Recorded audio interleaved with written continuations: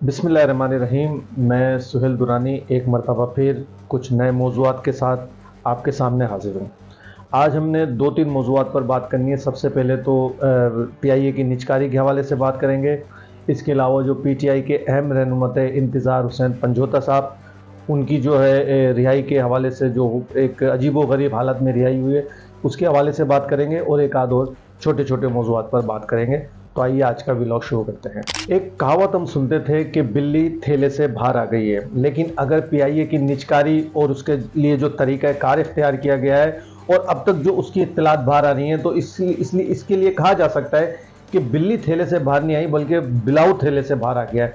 क्योंकि जैसे ही निजकारी का अमल मुकम्मल हुआ, यानी कि जिस दिन बिड हुई, कहाँ हुकूमत की जो रिज़र्व जो हुकूमत के प्राइस थे वो 85 अरब थे। अमूमन ये देखा जाता है कि ऐसी बोलियों में प्राइस उससे आगे ही दी जाते हैं, लेकिन ये अजीबो-गरीब तमाशा हुआ कि 85 अरब की बजाय सिर्फ़ और सिर्फ 10 अरब की जो है बोली दी गई, और वो भी सिर्फ एक ही बिडर ने। यानी कि इसके पीछे इतनी चीज़ें हैं, इतनी साजिशें हैं और इतने खुफिया हाथ इसमें इन्वॉल्व हैं कि इसके बारे में कुछ कहा नहीं जा सकता। सबसे पहले तो ये देखें कि इन्होंने जान करके इंटरनेशनल बिडर्स को इसमें इन्वॉल्व करने से इनकार किया। उनका कहना यह था कि जी इंटरनेशनल बिडर आएगा तो ये सारा मुनाफा बाहर लेकर जाएगा। अगर उसने पीआईए को ख़रीद लिया तो सारा मुनाफा बाहर लेकर जाएगा। इन अकल के अंधों को ये बताओ कि पूरी दुनिया में जब इंटरनेशनल बिडर आता है या इंटरनेशनल इन्वेस्टमेंट किसी मुल्क में आती है तो ज़ाहिर है वो अपने भी डॉलर लेके आते हैं। उसकी वजह से कई हज़ारों का जो रोज़गार पैदा होता है और एक एफिशिएंट, क्योंकि आपका जो इदारा था पीआईए वो तो मिसमैनेज हो गया था, आपने सब कुछ करके देख लिया। तो अब अगर कोई इंटरनेशनल बिडर आता तो एक तो वो डॉलर लाता, आपको डॉलर में अदायगी करता, फिर इसके अलावा यहाँ रोज़गार के बेतहाशा मौके पैदा होते हैं। और सबसे बड़ी बात, जो आपने जो 100-125 अरब रुपए सालाना खसारे की जो एंटिटी में डालना होता है, उससे आपकी जान छुट जाती। तो एक तो ये साजिश इसके पीछे कि इन्होंने इंटरनेशनल बिडर को मौका ही नहीं दिया और ऐसी शराइत लगाई कि वो आ ही ना सके।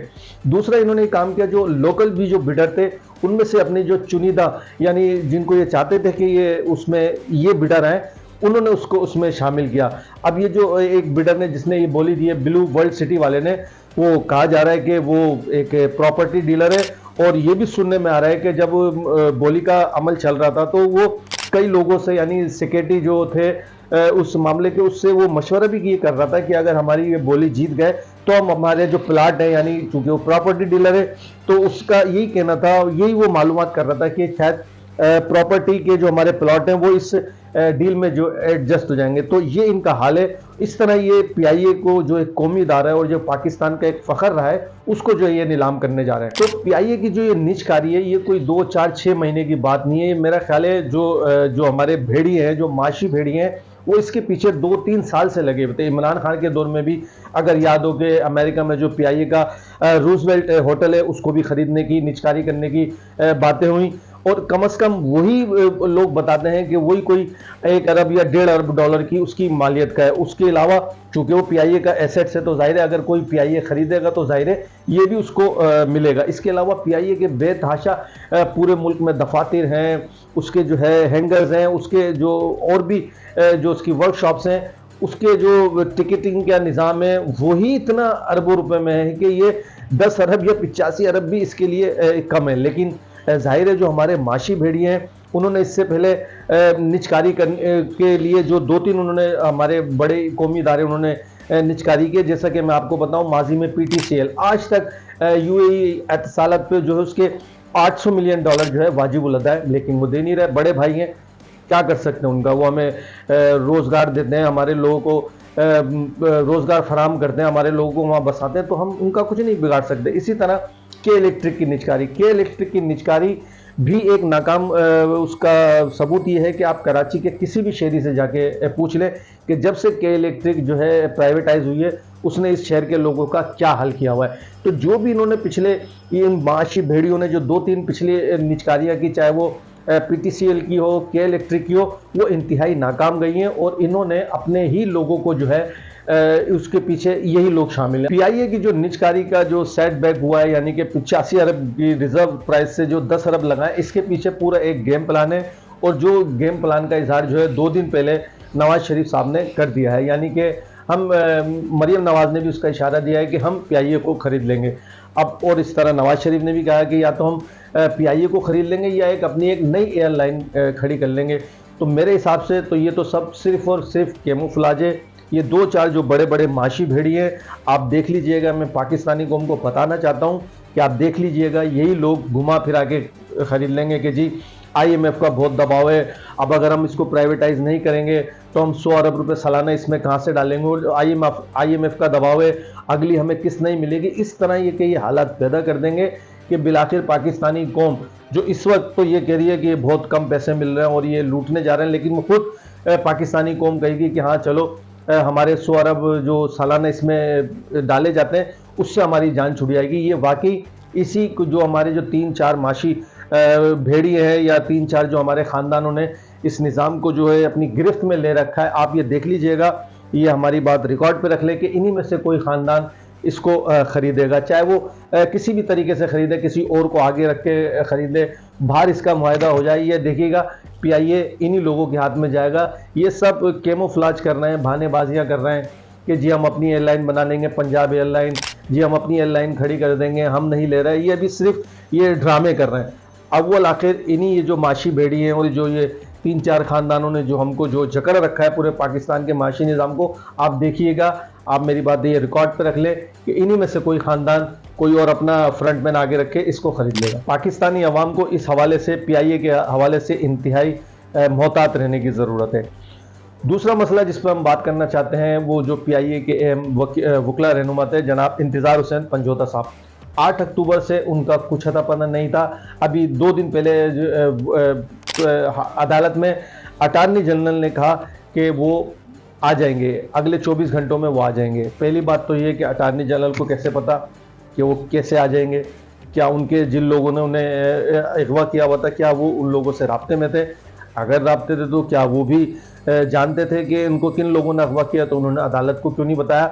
तो मैं समझता हूँ ये जो इंतज़ार हुसैन पंजोता का केस है, ये जो हमारे नए चीफ जस्टिस हैं जनाब याहिया अफरीदी साहब, उनका भी इम्तिहान है। क्योंकि हमने पिछले चीफ जस्टिस के दौर में देखा तो ये तो एक नॉर्मल बात हो गई थी कि लोग अगवा हो रहे थे, कुछ दिन अदालतें समाअत करती थी, फिर किसी को छोड़ दिया जाता था और छोड़ने के बाद ये खुशी मनाई जाती थी कि चलो जी जैसा तैसा करके बंदा तो छूट गया। क्योंकि हमने देखा है चाहे वो इमरान रियाज खान हो और भी कई ऐसे लोग हैं जिनका कई कई दिन तक तो पता ही नहीं चलता था, लेकिन जब छूट के आ जाते थे तो फिर उसके बाद सारी कहानी ख़त्म हो जाती थी। आज तक नहीं पता चला कि हमें इमरान रियाज खान के अगवा कुनंदगान कौन थे और उन्होंने उसके बाद क्या हुआ। तो इसी तरह इंतज़ार हुसैन पंजोता का जो केस है, हमें नहीं मालूम कि अटार्नी जनरल को कैसे पता था कि वो अगले 24 घंटों में आ जाएंगे। और अब जबकि वो आ गए तो सिर्फ इस बात पर बस नहीं होनी चाहिए कि जी वो आ गए, खुशियाँ मनाएं, बस यही कर लें। नहीं, ये जस्टिस याहिया अफरीदी साहब को जो इसका नोटिस लेना चाहिए कि अगर ये अगवा हुए तो किन लोगों ने अगवा किया और क्या ये सिलसिला इसी तरह चलता रहेगा? क्या इसी तरह लोग अगवा होते रहेंगे? जब बहुत ज़्यादा शोर मचेगा तो उनको जो है छोड़ दिया जाएगा। एक वकला रहनुमाओं को भी चाहिए, जो वकला तंजीम है, जो वकला बरादरी है, उनको भी चाहिए कि वो सिर्फ इंतज़ार हुसैन पंजोता, चाहे भले उनका ताल्लुक PTI से, वो उनको ना देखें, वो देखें कि एक वकील अगवा हुआ है, एक जो है दानिश्वर अगवा हुआ है, एक जो है पढ़ी लिखी बरादरी से जो है शख्स अगवा हुआ है। तो वकला को भी जो इस हवाले से एक्शन लेने की ज़रूरत है। क्योंकि बहरहाल तहरीक इंसाफ में तो वो बाद में आए, पहले वो वकला बरादरी से इनका ताल्लुक है। तो इसका जो है नोटिस लेना चाहिए चीफ जस्टिस साहब को भी, और सारा इसका मामला देखना चाहिए कि किन लोगों ने अगवा किया और ये क्या तमाशा चल रहा है इस मुल्क में। तीसरा जो अहम मौजू जिस पर हम बात करना चाहते हैं वो कौमी असम्बली का इजलास एक मरतबा फिर बुला लिया गया है और ज़रा ये बता रहे हैं कि जजों की तादाद एक तो उसमें बढ़ाई जाएगी, इसके अलावा प्रैक्टिस एंड प्रोसीजर जो बिल जो ऑर्डिनेंस है उसमें फिर जो है एक मरतबा फिर तरमीम की जाएगी। अब उसमें कोई और नई जो है टर्म उसमें कानून में तब्दीली की जाएगी। क्योंकि अब लगता ही है कि जस्टिस याहिया अफरीदी साहब से जो हुकूमत ने तवक्कुआत पूरी की थी वो शायद हुकूमत के हाथ पांव अब फैल गए। क्योंकि जस्टिस याहिया अफरीदी साहब ने जो सबसे पहले फैसला किया, जो 3 रुकनी कमेटी थी, उसमें दोबारा से मंसूर अली शाह साहब को और मुनीर बख्तर को शामिल करके मुझे लगता है कि हुकूमत को एक सख्त पैगाम दिया है। तो शायद हुकूमत के हाथ पांव खुल गए हैं और अब वो दोबारा उस जो है उसमें प्रैक्टिस एंड प्रोसीजर के कानून में जो है तब्दीली करने जा रही है। तो ये जो कौमी असम्बली का इजलास बुलाया जा रहा है ये भी उसी सिलसिले की एक कड़ी, यानी कि कानून के बारे में जो कहा जाता है कि कानून जो है मोम की नाक की तरह होता है, जिसको जैसा चाहे आप शेप देख लें। या फिर ये भी कहा जाता है कि कानून वो मकड़ी का जाल है जिसमें कमज़ोर जो है फंस जाता है और जो ताकतवर है उसको रोंद के चला जाता है। हर महीने 2 महीने बाद ये अपनी मर्जी की तरामीम कर रहे हैं। आईने पाकिस्तान को इन्होंने एक खिलवाड़ बना लिया है कि जब दिल चाहा जो तरमीम कर ली, कोई बहस व मुबासा नहीं। पिछले दिनों भी हमने देखा 26वीं तरमीम के चक्कर में भी ये रात के अंधेरे में करना चाह रहे थे, यानी कि पार्लियामेंट को भी एतमाद में नहीं लेना चाह रहे थे। वो तो भला हो मौलाना फजलुर रहमान का कि उन्होंने आके इस बीच में कुछ तरामीम जो इसमें ख़तरनाक तरामीम थी 26वीं तरमीम में वो निकलवा दी, वरना ये लोग तो रात के अंधेरे में करना चाह रहे हैं। तो जो पीपल्स पार्टी जो सबसे ज़्यादा जमहूरियत की और उसकी अलंबरदार बनती है, उनको भी शायद यही जो है आसरा दिया गया है कि अगले वज़ीर आज़म बिलावल होंगे। तो बिलावल ने जिस तरह 26वीं तरमीम में कोशिश की, तो लग तो यही रहा है कि उन्होंने सारे अपनी जो जमहूरी रिवायत थी उसको पसे पुश डालकर सिर्फ और सिर्फ वज़ीर आज़म बनने के लिए इस्टेब्लिशमेंट के जो है सहूलतकार का किरदार अदा किया। तो 26 तरमीम अब बहरहाल जैसे तैसे हो गई, लेकिन अभी इनको याहिया आफरीदी की तरफ से जो सिग्नल मिला है, हुकूमत एक मरतबा फिर उस कानून में तरमीम करना चाह रही है और जजों की तादाद भी बढ़ाने का मकसद यही है कि जजों में जो है स्प्लिट हो जाए और जो ग्रुप बंदी थी या जो थी वो हुकूमत अपने लिए उनको इस्तेमाल कर सके। तो अब देखते हैं कि आगे क्या होता है। ये अगला हफ्ता पाकिस्तान की सियासत के लिए, चाहे वो अदालती मामलात हों या सियासी मामलात हों, उनके लिए बहुत अहम है। तो उम्मीद है आपको आज के भी हमारे कुछ ख्यालात पसंद आए होंगे। आपसे रिक्वेस्ट है कि अगर पसंद आए तो हमारे चैनल को सब्सक्राइब कीजिए, कमेंट्स कीजिए, हम पे तनकीद कीजिए और हमें अपनी तजावीज़ से आगाह कीजिए। मुझे सुहेल दुरानी को फ्रीडम न्यूज़ वर्क टीम की जानिब से इजाज़त दीजिए। पाकिस्तान जिंदाबाद।